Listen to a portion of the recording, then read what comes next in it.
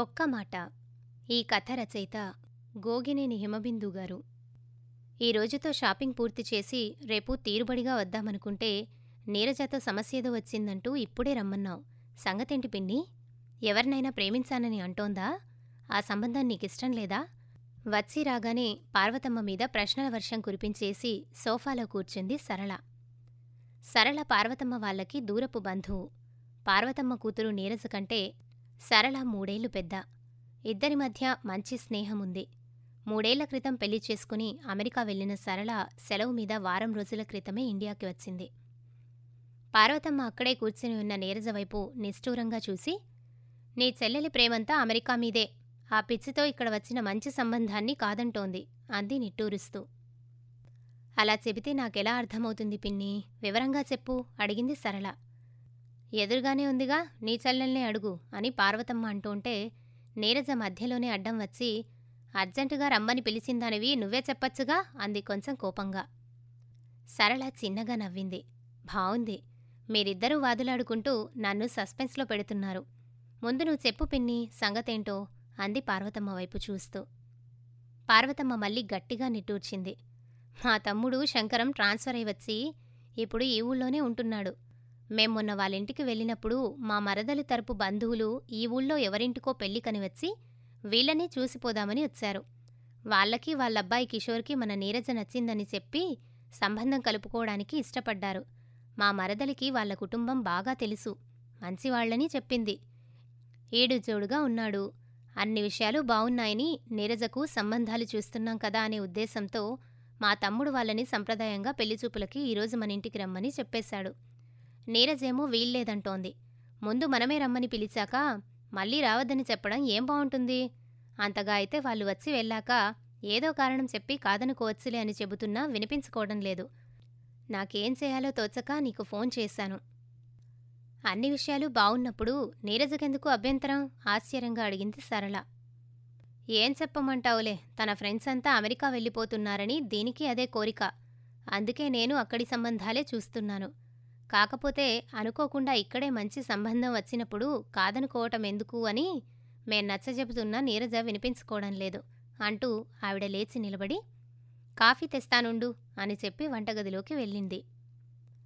సరళ నీరజకు కొంచెం దగ్గరగా జరిగి భుజం మీద ఆప్యాయంగా చెయ్యి వేసి, ఈ రోజుల్లో అమెరికా వెళ్ళటం పెద్ద సమస్య కానే కాదు.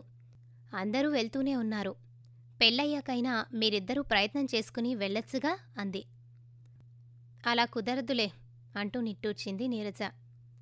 మామయ్య వాళ్ళింట్లో ఆ రోజు అతనితో మాట్లాడానుగా, మాటల మధ్యలో అతనికి అమెరికా వెళ్లాలనే ఉద్దేశం ఎంతమాత్రం లేదని స్పష్టంగా చెప్పాడు. అది తెలిసి కూడా వాళ్లను రమ్మనటం ఎందుకు చెప్పు? మామయ్య నన్ను ముందు అడగకుండా తొందరపడ్డాడు. అందుకని ముందు రమ్మందాం, ఆ తర్వాత ఏదో కారణం చెప్పచ్చులే అంటారు. అంటే నాకు నచ్చజెప్పే అవకాశం ఉంటుంది గదా అని కాబోలు. నాకు అర్థం కాందేంటంటే, అన్ని విషయాలు బావున్నాయని మావాళ్ళు ఒక్కటే ఇదైపోతున్నారు గాని ఇలా అన్నీ బావున్న అమెరికా సంబంధం దొరకదనేం లేదుగా. వాళ్ళకి ఇష్టమే అడుగుతున్నారని ఒప్పుకునే కంటే మనకి నచ్చే సంబంధం కోసం ఎదురుచూడొచ్చు కదా, ఏమంటావ్? నిజమేననుకో అంటూ సరళ ఒక్క నిమిషం ఆగింది. నీకు అమెరికా లైఫ్ మీద చాలా భ్రమలున్నాయనిపిస్తోంది. పేపరులో అప్పుడప్పుడు నువ్వు ఇలాంటి వార్తల్ని చూసే ఉంటావుగాని నా అనుభవంలో తెలుసుకున్న విషయాలు కొన్ని నీకు చెప్పనా? నీరజ చిన్నగా నవ్వింది. నువ్వు ఇలా ఏదో చెప్పి నన్ను ఒప్పిస్తావనే ఉద్దేశంతోనే కదా అమ్మ నిన్ను పిలిచింది. చెప్పు మరి. పిన్ని ఉద్దేశం ఏమైనా గాని 3 ఏళ్లుగా అక్కడ ఉంటున్నాను కాబట్టి నాకు తెలిసిన విషయాలు చెప్పాల్సిన బాధ్యత నాకు ఉంది. అమెరికా లైఫ్ బావుంటుందనటానికి ఎన్ని ప్లస్ పాయింట్స్ ఉన్నాయో బావుండదనటానికి అన్ని మైనస్ పాయింట్స్ ఉన్నాయి. ఒక్కొక్కరికి ఒక్కోలా అనిపించవచ్చు గాని నాకైతే మాత్రం మైనస్ పాయింట్సే ఎక్కువ కనిపిస్తాయి. అందుకే ఎప్పుడెప్పుడు ఇండియా వచ్చేస్తామా, మన వాళ్లందరి మధ్య ఉండే అవకాశం ఎప్పుడొస్తుందా అని ఎదురుచూస్తూ ఉంటాను తెలుసా. మంచి భవిష్యత్తు కోసం ఎంత దూరమైనా ఎక్కడికైనా వెళ్ళాలి. కెరీర్ గురించి ఆలోచించకుండా ఉన్నచోటనే ఉండాలనుకోవడం నాకస్సలు నచ్చదు. నాకీ సంబంధం ఇష్టం లేకపోవడానికి కారణం కూడా ఇదే. మనం ప్రాధాన్యమిచ్చే విషయాల్ని బట్టి మన ఉద్దేశాలు ఉంటాయి. అక్కడి శాలరీ, కొన్ని సౌకర్యాలు ఎక్కువే అనుకో, కాదనను. కాకపోతే చెప్పానుగా, ఒక్కొక్కరికి ఒక్కోలా అనిపిస్తుందని. అది సరేగాని ఈ మధ్య జరిగిన సంఘటన చెబుతానన్నా కదా అంటూ ఒక్క క్షణం ఆగి మళ్ళీ మొదలుపెట్టింది సరళ. మాకు దగ్గర్లోనే ఉండే ఏరియాలోకి ఓ తెలుగు వాళ్ళ కుటుంబం వచ్చింది. ఆమెని అతనెక్కడికి తీసుకువచ్చేవాడు కాదు. ఒకసారి నేను నా ఫ్రెండు పరిచయం చేసుకుందామని వెళ్ళాం. నా ఫ్రెండు వాళ్ళాయన పనిచేస్తున్న ఆఫీస్లోనే అతను చేస్తున్నట్లు ఆ అమ్మాయి మాటల వల్ల తెలిసింది. అతను నెలకి 20 రోజులు క్యాంపులోనే ఉంటాడని చెప్పేసరికి నా ఫ్రెండు ఆశ్చర్యపోతూ ఆ ఆఫీస్లో అసలు క్యాంపులే ఉండవని చెప్పింది. దాంతో ఆ అమ్మాయి తర్వాత వాకబు చేసేసరికి తెలిసిందేంటంటే అతనికి ఆల్రెడీ పెళ్ళయింది, పిల్లలు కూడా ఉన్నారు. ఆ విషయం దాచి ఆ అమ్మాయిని మళ్ళీ పెళ్లి చేసుకున్నాడన్నమాట. ఈ విషయం బయటపడేసరికి అసలే అంతంత మాత్రంగా ఉన్న ఆ అమ్మాయి కాపురంలో కష్టాలింకా ఎక్కువయ్యాయి. శాడిస్టులా హింసించడం మొదలుపెట్టాడట. ఒక ఫంక్షన్కి పిలుద్దామని మేమిద్దరం మళ్ళీ వెళ్ళినప్పుడు ఆ అమ్మాయి అతను కొట్టిన దెబ్బలకి స్పృహ తప్పి కార్పెట్ మీద పడి ఉంది. తర్వాత మేమందరం ఎలాగో కష్టపడి ఆ అమ్మాయిని ఇండియా పంపించే ఏర్పాటు చేశాం. వాళ్ళు తర్వాత ఏదో తెలుసుకుంటారనుకో. అమెరికా సంబంధమనగానే మనవాళ్లు కొంతమంది ఆ మోజులో పూర్వాపరాలు సరిగ్గా విచారించకుండానే హడావిడిగా పెళ్లిచేసి పంపించేయడంతో ఇలా కొంతమంది అమ్మాయిలు అన్యాయమైపోతున్నారు. ఇలాంటివి అప్పుడప్పుడు అక్కడక్కడా జరుగుతున్నట్లు వింటూనే ఉన్నాం. ఇంకా నీరజ మధ్యలోనే అడ్డం వచ్చి సరళ వైపు సూటిగా చూస్తూ అంది. అక్కా, నిన్నొకటడగనా? ఇక్కడ కూడా ఇలాంటివి జరుగుతూనే ఉన్నాయిగా, కాదనగలవా? కట్నాల కోసమూ ఇంకే కారణాలతోనో రకరకాలుగా భార్యల్ని వేధించడం, కెరసనాయిలు పోసి తగలబెట్టడం లాంటి వార్తల్ని పేపర్లో మనం ఎన్ని చూడలేదు. అదంతా పోనీ బావగారి సంబంధం మనకు తెలిసిన వాళ్లదేం కాదుగా. అయినా నువ్వు అక్కడ హ్యాపీగానే ఉన్నావు కదా. సరళ నవ్వేసింది. నేను అమెరికా లైఫ్ని ఎంజాయ్ చేస్తూ నీకు మాత్రం నీతులు చెబుతున్నట్లుగా నీకనిపిస్తోంది కాబోలు. పూర్తిగా తెలియని అమెరికా సంబంధం కంటే బాగా తెలిసిన అన్ని విషయాలు బాగున్నా ఇక్కడి సంబంధమే బెటర్ కదా అనే ఉద్దేశంతో మాట్లాడానంతే. సరేలే, నీ ఇష్టప్రకారమే జరగటం మంచిది. ఇక్కడి సంబంధం చేసుకుంటే అమెరికా వెళ్ళలేకపోయానన్న అసంతృప్తి నిన్ను ఆనందంగా ఉండనివ్వదు కూడా. కాకపోతే కిషోర్ వాళ్ళు వచ్చి వెళ్ళినందువల్ల నష్టమేముంది? అమెరికా వెళ్ళటమనేది నీ తప్పనిసరి కోరికని అతనికి తెలియజేయి. నీ పట్ల మరీ మక్కువ ఉంటే తన ఉద్దేశం మార్చుకుని అమెరికా వెళ్ళటానికి అంగీకరిస్తాడేమో. లేకపోతే ఈ సంబంధాన్ని వాళ్లే క్యాన్సిల్ చేసుకుంటారు, అంతేగా? ఆలోచనలో పడినట్లుగా నీరజ 2 నిమిషాలు మౌనంగా ఉండిపోయి తర్వాత మెల్లగా సరే అలాగే చేద్దాంలే అంది. అప్పుడే కాఫీ కప్పులతో వచ్చిన పార్వతమ్మతో సరళ, పిన్ని, ఈ సంబంధాన్ని చేసుకోవటానికి కాదుగాని వాళ్ళు రావటానికి మాత్రం నీరజ ఒప్పుకుంది అని చెప్పింది. పోనీలే, మాట పడకుండా అంతవరకైనా పర్వాలేదు. సరళ, ఇంటికి ఫోన్ చేసి చెబుతాను. వాళ్ళు వచ్చి వెళ్లే వరకు నువ్వు ఇక్కడే ఉండు అంది పార్వతమ్మ మనసు తేలికపడినట్లుగా. అలాగే పిన్ని, వాళ్ళకోసం చేసే స్పెషల్స్ అన్నీ నాకిష్టమైనవే అయిండాలి మరి అంది నవ్వుతూ. పార్వతమ్మ కూడా చిన్నగా నవ్వి, తప్పకుండా, నాకు తెలుసుగా, జీడిపప్పు పకోడీ, గులాబ్జాము, క్యారెట్ హల్వా, అంతేగా అంది. ఆ సాయంకాలం పార్వతమ్మ తమ్ముడు, మరదలు, కిషోర్ని అతని తల్లిదండ్రుల్ని వెంటబెట్టుకుని వచ్చారు. అందరూ కలిసి కాసేపు కూర్చున్నారు. కాఫీ ఫలహారాల మర్యాదలయ్యాక నీరజని కిషోర్ని మాట్లాడుకోవడానికి వీలుగా ఒంటరిగా వదిలిపెట్టారు. వెళ్లే ముందు కిషోర్ తల్లి, మాకైతే ఏ అభ్యంతరమూ లేదు, ఇక మీ అంగీకారమే తరువాయి అంది పార్వతమ్మతో. ఆమె అలా వెంటనే అడుగుతుందని ఊహించని పార్వతమ్మ ఏం చెప్పాలో అని మనసులోనే తత్తరపడుతూ ఉండగా ఆమె మళ్ళీ, మేమీ ఊళ్ళో ఎల్లుండి వరకు ఉంటాం, ఆలోచించుకుని చెప్పండి, తొందరేం లేదు అంది. దాంతో హమ్మయ్య అనుకుంటూ పార్వతమ్మ స్థిమితపడింది. వాళ్ళు వెళ్ళిపోయాక అందరూ హాల్లోనే కూర్చుని మౌనంగా ఉండిపోయారు. శంకర్రావే ముందుగా నిశ్శబ్దాన్ని భంగపరుస్తూ పార్వతమ్మతో, అక్కయ్య, మా ఆఫీస్లో చలపతిరావు అనే ఒక ఆయనున్నాడు. ఆయనకు స్టేట్స్లో బంధువులు చాలామందే ఉన్నారు. నీరజకు సంబంధం చూడమని ఆయనకు చెబుతాలే అన్నాడు. పార్వతమ్మ అలాగే అన్నట్లుగా తలూపి సరళ వైపు చూస్తూ, అక్కడికి వెళ్ళాక నువ్వు చూడవే అంది. నువ్వు వేరే చెప్పాలా పిన్ని?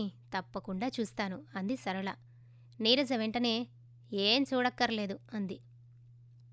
ఎందుకని? నీ మనసులో ఎవరైనా ఉన్నారా?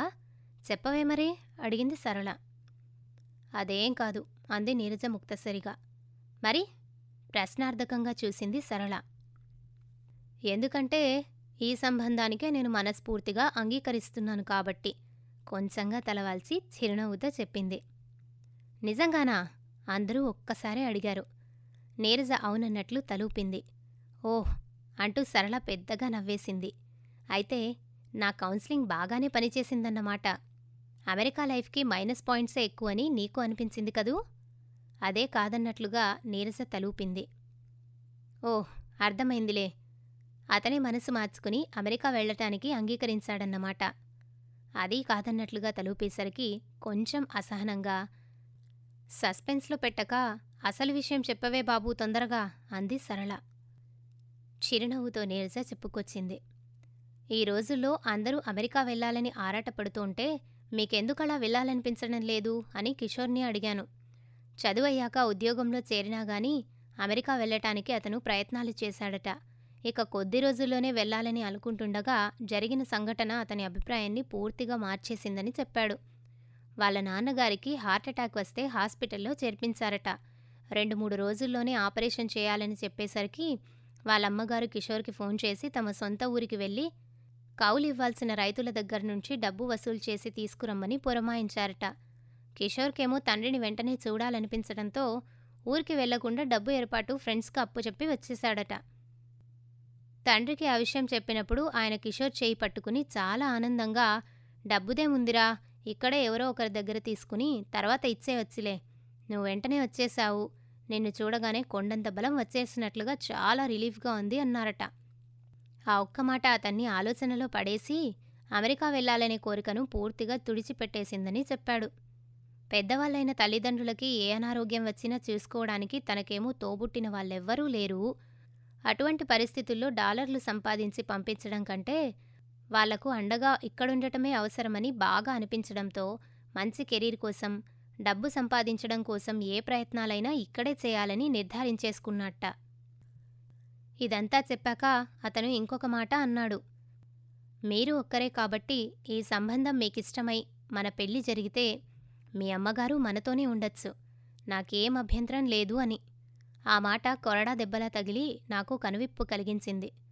అవును మరి, నాన్న చనిపోయినప్పటినుంచి అమ్మ ఒక్కతే కుటుంబ భారాన్ని మోస్తూ నన్ను కష్టపడి పెంచి పెద్ద చేసింది. ఇప్పుడు నేను అమెరికా వెళ్ళిపోతే అమ్మకి ఎటువంటి అనారోగ్యం వచ్చినా బంధువుల, స్నేహితుల దయాధర్మం మీద ఆధారపడాల్సిందే. అదే ఇండియాలో ఉంటే ఒకవేళ అమ్మ మా దగ్గర ఉండటానికి ఇష్టపడకపోయినా తనకి బాగాలేనప్పుడు నేనైనా వెంటనే వెళ్ళగలను, లేకపోతే అమ్మనైనా నా దగ్గరకు తీసుకురాగలను. ఇప్పటివరకు ఇలా ఎందుకు ఆలోచించలేదా అని సిగ్గుపడ్డాను. ఆపైన కిషోర్ తన తల్లిదండ్రుల గురించే కాకుండా నా వాళ్ళ గురించి ఆలోచించడం నాకు బాగా నచ్చింది. అతనిదెంత మంచి మనసో అర్థమైంది. అందుకే ఈ సంబంధానికే సిగ్గుపడుతున్నట్లుగా చివరి మాటను ఆపేసింది. నీరజ మాటలకు అందరి మొహాలు వికసించాయి. సరళ నీరజ చెయ్యి పట్టుకుని ఉత్సాహంగా ఊపేస్తూ, అందరూ చేస్తున్నారని కాకుండా మన పరిస్థితుల్ని బట్టి మనకేది మంచిదో ఆలోచించుకుని నిర్ణయించుకోవాలి. ఏమైనా గానీ చివరకు మంచి నిర్ణయం తీసుకున్నావు, కంగ్రాట్స్ అంది నవ్వుమొహంతో. పార్వతమ్మ కళ్ళు ఆనందంతో చెమర్చాయి. తల్లి మొహంలోని సంతృప్తిని, ఆనందాన్ని గమనించిన నీరజ తను తీసుకున్న నిర్ణయం సరైందేననుకుంటూ తృప్తిగా లోపలికి నడిచింది.